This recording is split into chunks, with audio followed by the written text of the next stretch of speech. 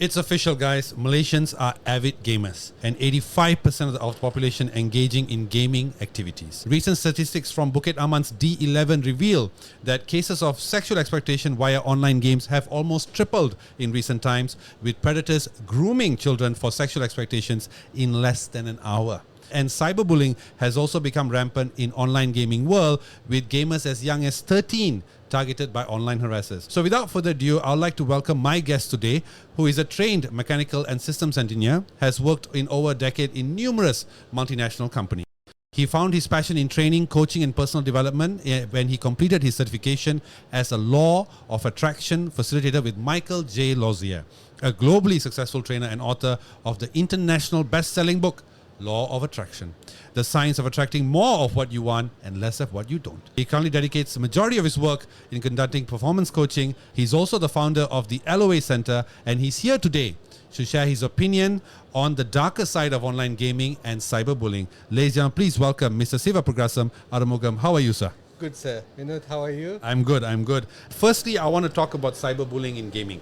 So, how can cyberbullying manifest itself? What forms can it take in the world of online gaming?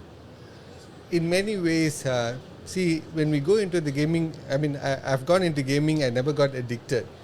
When you go into gaming, what basically happens is that you get drawn into because they have these points and friends and all that. If you really understand what's happening deep inside, is basically you have this dopamine addiction that's taking place, which is similar to drug addiction or cigarette or whatever. So it gets you the pull factor, and what you must understand is that the whole system in the IT, what it's done is that whenever you're looking at the screen, we are innocently looking at the screen, but at the back of the screen you have coders and many psychologists who are also doing the analytics. Now, thanks to AI, it can be done faster. So what happens is that once you get drawn to it, that's it, you stay there. And that's where a lot of things happen. It'll start very innocent, you want to play the game, and then it can be sinister where you tend to steal money from parents. Because when we do coaching, we do youth coaching and all that, this is rampant also, because without the parents' knowledge, they're actually trying to get their credit card and using the card and getting into game. And once you're in that dopamine high, you want to do the next thing, and you get into how to get more money from this way or that way, because you want to fix that high. So is game good or bad? It is neither good nor bad. How are we using it? But of course, one thing that cannot be denied is that online gaming opens up a world to an individual wherever they are, right? You have platforms like Discord and all this, which can connect you to anyone, anywhere in the world. So have you come across like a case study or an example of your based on experience of a child who has become a victim of cyberbullying, and what are the symptoms he showed and how it affected his own mental health, his or her mental health? I've heard this. I think there are basically a lot of stories. If you go and hit in Google, you'll find a lot of stories coming up. This boy is a brilliant student, and he somehow got connected to in the social media thing and playing game and get connected. I don't know what app they used to get connected, but it was a social app. So what happened over there, slowly he befriended someone who started grooming him. And over there what has happened is that slowly they started asking to expose himself. And it was basically for a very innocent reason, I just want to see how you look like. But he didn't know what was happening at the back of it. Is basically photos and videos are being recorded. So one day he got a message telling that I've got all these things, can you transfer some money to me, right? I think it happened in US. And this guy was so depressed, can't even talk to the parents because the parents are good people, the parents don't know what's happening. All these things are happening under the water. Nobody knows. But he was becoming quiet, parents never spoke, this and that. Obviously he found some money because he had to fix this guilt. Guilt and shame is a big thing. Again, it boils down to our hormonal level, how we feel about that stress. So what he did was he got some money, and then next thing he paid, and then obviously it doesn't stop there, right? You need to give me more money, until he took his life. He just jumped out and he died. That's why be very, very righteous in whatever that you're doing, right? Because end of the day, if you're not righteous, you're doing certain things which is not right. It is all being recorded. Current big data, everything that we are doing or telling is being recorded. So be very careful. But the kids don't know about all this stuff. So this also goes in line with how long the brain takes to develop. Science says the brain takes around 24 to 26 years to develop fully. The reason why we're able to have that kind of rational thinking is basically now we are more than 24 or 26. Brain is fully developed. The brain just don't develop just like that, boom, the moment you're born. It takes time for it to develop from stem all the way to the neocortex. So if you don't understand that and you are giving the kids the what you call the avenue to play games at a young age, this and that, and they're not ready, and the person with a grown brain out there could be grooming them, having all sorts of conversation with them just to get them lured into this, like how this boy got lured. So like this, there's many stories happening, right? The kid has committed suicide. The one that's actually facing the life sentence are the parents. Because the parents are thinking, hey man, I gave everything, good kid, why is this happening? Maybe we didn't raise him up well. Now whose fault is this? Is it the parents? Is it the social media? Or is it the kid? But whatever said and done, a life was lost. Human beings are built in a way whereby self-preservation is at the core of our psyche. I see today, despite the cyberbullying, despite the shouting and the aggression that comes out when these kids play games, and I'm sure a lot of kids are facing cyberbullying, right? They still they still go back to that habit. Why do they go back to such an environment that is so hostile? And these are even kids who are teenagers. They should know better. Why do they keep going back? The environment supports the trigger in using all this. And who is supplying this environment of having the handphone nearby? All these triggers, which actually triggers your dopamine craving, where I want to use it. You can't just tell someone, no, cold turkey. I always joke with some of my parents' friends. I'll tell, have you seen someone coming out who's possessed, where you're doing like exorcism? You know, they go like, they're fine, then they go, like that. So I said, no, try this. Go to your kid that you have already given the phone for the longest time or a tablet, take it up and just pull it out and say, I'm not going to give it anymore. Guess what will happen? They'll become like Tantrum. Emily Rose, yes. Emily Rose, Yes, right? yeah. It happens. Now why? Because so much of chemical has gone into each fiber of the body that this is craving. I want it more. You can't just turn it. So what you need to do is that you need to slowly but surely change the environment so that they don't get this. That's why you don't give them the phone. So how do you communicate with them like that? Parents nowadays what they say is that they talk to the kid like talking to an adult. So how can you talk to a kid in an adult level when their brain is not adult level? So how can you do adult rule with them? So we all need to relook at how things are and all that. We need to calibrate ourselves. Yes, okay, I need to understand the biology of this machine. This is how this machine works. So if the machine works like that, I need to do like that with that machine. But if you think you are a machine that's fully grown and there's a tiny machine there, you think that's fully grown machine also, and you treat that as a fully grown machine, it's not going to work. That's why we have all this problem. So are you somewhat saying that parents have dropped the ball in terms of allowing cyberbullying to creep into the lives of their children? Of course. So they are at mistake. From where they're getting the phone first. Normally, just imagine this. We get parents coming to us and saying, my son is addicted to his phone. Then I'll normally, casually go near them and say, slap the person who gave the phone to them. The phone is built with so many analytics and all that to pull you in. And why the billboards? People are not looking at the billboards most of the time because all the advertisements are in the phone. The phone is designed for you to crave. That's what's happening. So if we do all that, this is what you get. Okay. The result doesn't lie, right? But what created the result is something not many people are talking about because they're not taking responsibility. I think it is a gargantuan task for parents now to say that, okay, my child should not engage in gaming, should not be in that at this point. But in the short term, what should parents look out for in their kids to know that this child is currently bullied in his online game experience on a daily basis? Yeah, it's ridiculous to tell no smartphone. Yeah, we have to coexist with technology. I am a fan of AI, ChatGPT I use. So the thing is that we are human beings, right? Have a conversation. Give them undivided attention. What kids need is not 8 hours parenting. They need that 5 minutes. You sit with me, eyeball to eyeball, have a conversation. Now, back home, this is what we've been doing for the past Because I can't tell for the rest, I can tell for myself. Do I have issues? I have issues. My kids have issues? They have issues. But how do we go about it is basically, we have this session that we sit down, we call it happiness circle. In that we'll celebrate, plus we'll talk about what I feel like expressing. So the moment I see my kid having some sort of, dull, they're not talking to anyone, I said, okay, can we have a wiffle session, what I feel like expressing. So if you don't know what's coming up, when you leave it too late, it'll fester up to other things.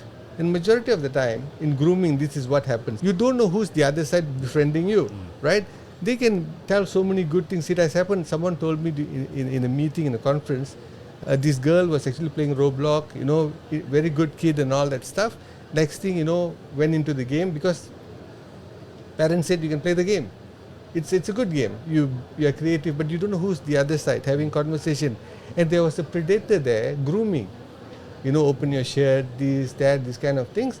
And then he was so kind to that girl, where the girl befriended him and became so close because the parents are not spending much time.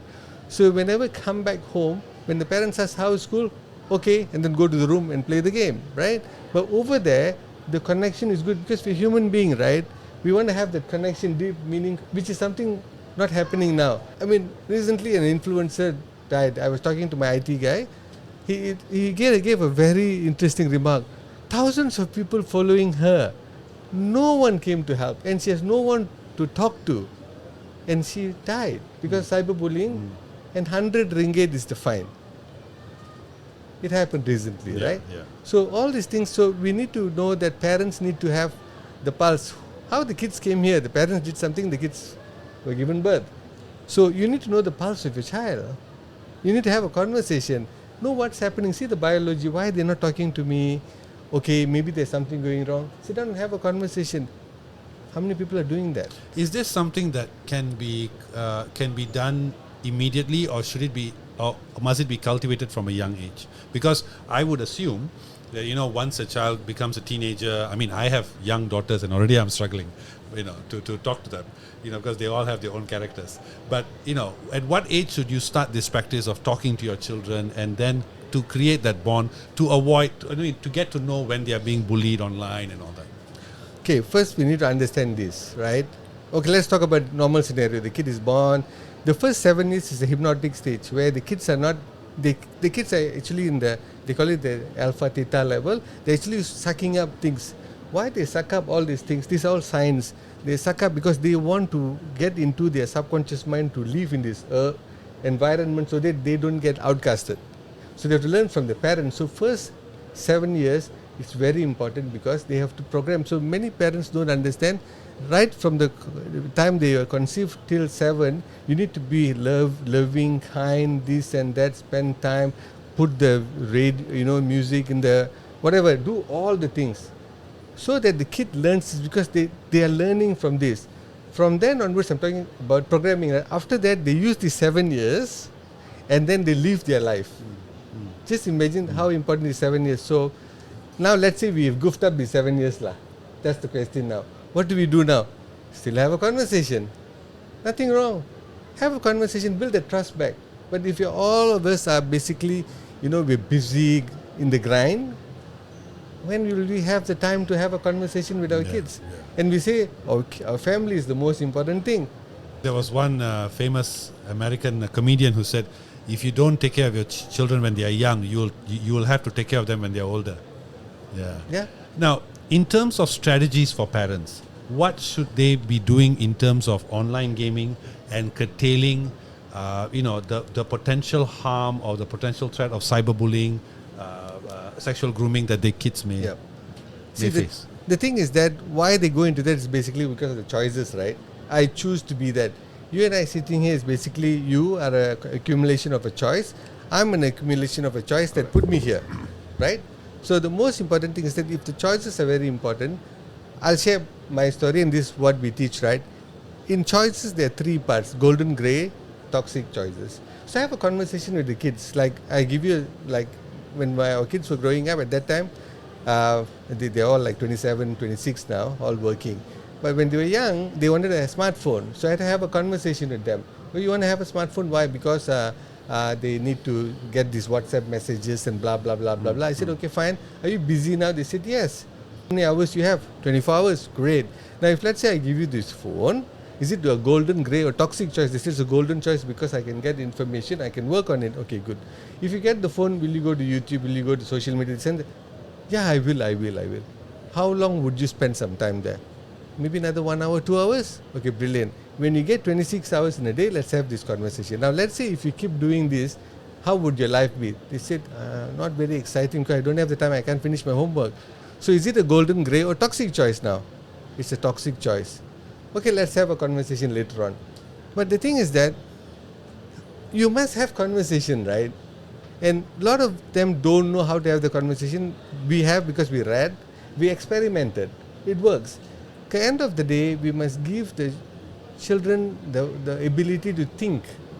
Not we decide everything and say no, cannot, this and that. Allow them to rationalize, talk back. Now the information is rampant. So you need to be with your kid informed so that you can have a better conversation. Otherwise they call you an idiot. You are a fool who's not representing the current affairs. Correct. So we need to up our game to know all these things. If you have to watch cartoon with them. Be there. Play with them because their age is for playing. You can't be sitting somewhere and thinking that everything is fine. It doesn't work. Raising up kids is not easy. So if we can do that, just imagine the conversation we need to have with these intelligent beings. So we need to respect them where they are and have this kind of conversation wherever they are, have the conversation. Is online gaming all the negatives that is out there? We're talking about sexual harassment, cyberbullying and all that that's happening. Is it still something that should be allowed? For instance, I give an example. Recently, China announced that they using facial recognition software, they will be able to block kids from accessing online games on their phones after 10 p.m. Should we do the same? Should we be more restrictive of the exposing our children to online gaming? Now, it's interesting you say that. I heard about this. If it's true, they should. I'll tell you why. Why there's another rule there, another rule here? I don't understand, right? They should. Because why? If China is doing well with that kind of strategy, we should adopt. Even US is not doing that. It's just, TikTok. They do that. Gaming do that. Why? Because they know the issue of it. Just imagine you have to go to sleep at 10 o'clock, but you're still playing game. What happens to your circadian clock? It's a problem. So we are a biology creature. So if they understand, why can't we understand? Why are we talking about issues that's whacking us? We know you're supposed to sleep at 10, switch off everything, sleep. 2 hours before you sleep, read a book, go. But it's boring, nobody listens to that. But again, if we don't do that, the body one day will make us to listen to it. We have to be depressed, we have to pay price to panic attacks, anxiety and all that stuff. So why are we following that then? If we know it's not right, why China can do, why we can't do? I'm surprised. If it's a law that can be passed, I'll support, seriously. Why not? How do you tell a child, how do you program a child to be aware of when they are being groomed, when they are being bullied? How do you have that conversation? I think parents listening to this would be questioning, okay, how do I do this? I mean, a lot of them have given their children's phones. I mean, that has happened. But how do I as a parent now start? How do I tell my child, okay, these are interactions that you shouldn't have. Be wary of this. How do I start the conversation? See, MH370, my heart goes out to the family. Right? The reason why it got lost is the radar was switched off. Yeah. Similarly, in family, we all have this radar to check and balance. And the radar is to have a conversation. Look at them, undivided attention given to them. You know that there's change in their body language, the way they talk, they're not giving you eye contact. There's something wrong, right? Then have a conversation.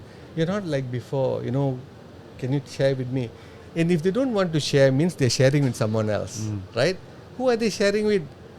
Most probably they're sharing with their friends or somewhere in the social media. Do you think the person at the other end cares to give the right advice? The right person to give the right advice is the family, because that's where the value is. So have that conversation. I'm old book because we are dealing with an old machine, right? It has not gone to tremendous upgrade like ChatGPT or whatever. Treat it like that. Have a conversation. Why not sit down and have a good, meaningful conversation? Have dinner. Have that thing. celebrate failure, celebrate fears, and have that conversation. Why? If we're not going to have that conversation, how do we know we are going in the right direction? It all happens when it's too late. Someone committed suicide. Yes. That's sad, right? Yeah. Have conversation. That's the only thing they can do. In our coaching, we always measure our clients' performance by the narration. See, when they meet us in the beginning, they have some sort of story to tell. But along the way, they still have, they won't talk about the old subject. They talk about now new problem. If they're not talking about the old problem, means that old problem has been resolved, they're having new problem now. So that's how you move in a qualitative way to know that whether you're progressing or not. So have conversation and set rules. You know, one problem I think of modern society is that why cyberbullying has become such a big deal, sexual exploitation of kids also has rampant. I mean, recently there was a case in Bukit Tinggi where a 12-year-old got kidnapped. You know, I mean, as a parent myself, I always keep an eye over things like this. It's a different world from when I was a child. One of the things is that we are living in a me generation, right? People are more into individual activities, which is why I think online gaming has just become this huge hobby and it's become a culture. Yep. How beneficial is it to engage in activities with people like what we used to do, right? And I'm sounding old by saying this, like, oh, back in our day. I know, I appreciate that, but what is the benefit of engaging with people as opposed to being by yourself? A lot. When you're engaging with people, you have this immediate connection, okay? And your body works in a very different way. Now you start having different kind of hormones happening in you. Now you have this oxytocin that comes to you that makes you to feel good, the bondage. If you don't go out and help people, that's why giving is more important, more exciting than taking. It gives you oxytocin, right? And then you have dopamine. You sit down, you have a conversation. So we are not. If you're just getting addicted, this dopamine got negative dopamine or positive dopamine. The thing is that yes, we must have interaction. We are a social creature. When you stop talking, guess what? Stop living. Now, very important. Who do you hang around with? Association is very important because you are some average of the 5 people that you hang around with, right? Yeah. That's the thing. So who are we hanging around with? So as parents, you must always find out who are your kids hanging around. So one of the tips that we gave to our kids is when they shifted school, we always say find your dolphin pods. Because dolphin, not like sharks, if you swim alone, sharks will eat you. But if you're swimming with dolphins, they protect you. So you need to first go to, this is a very good advice to give your kids if they're going to a new environment, find your dolphins. Find who can assist you, the good type of people, because they will start taking you up. So these are the people that will actually keep an eye, look out for you. When they look out for you and you have good people around you, guess what happens? They protect you. But do we have that kind of things? We are not even spending time with them. We are just gaming, and then we are not even having good, meaningful relationship. We have to have deep meaning conversation. Like what you said, I totally agree. We need to spend time. Do you have to spend time with technology? Yes, you have to spend time with technology. But you need to know there's always a time for all. You need to divide it and use it properly. I mean, just one last point. Are parents not aware or is there a lack of efforts being done to promote the negative sides of online gaming to parents, to stakeholders, such as cyberbullying and sexual exploitation, harassment and all that? Are we doing enough? I think the government is doing some work. But personally for parents, I don't think so enough. End of the day, it all starts from we're talking about kids and all that. So parents have to be aware of the changes, what's happening, and they should be able to have proper conversation and set up the rules needed, and the kids need to buy into the rules. Otherwise, it's not going to happen. It's a partnership. So I feel more need to be done, more awareness to the parents where look out for your kids. The kids are here because of you. Look out. They need help. The brain is not fully developed. This is biology. This is what science says, right? I'm not saying. Now, lastly, I just want to get your input on this. What advice would you give parents, society in general, on how to create a fostering environment where children, the youth, can create a healthy balance between gaming and engaging in other activities? They can have reward systems. They can have this. When you do this, you get this many stars. Okay, you get again dopamine, right? You get this many stars, then you can get to play this game. Then that's healthy rather than just giving. You do some house chores, you get these stars. Okay, you can go and play this game.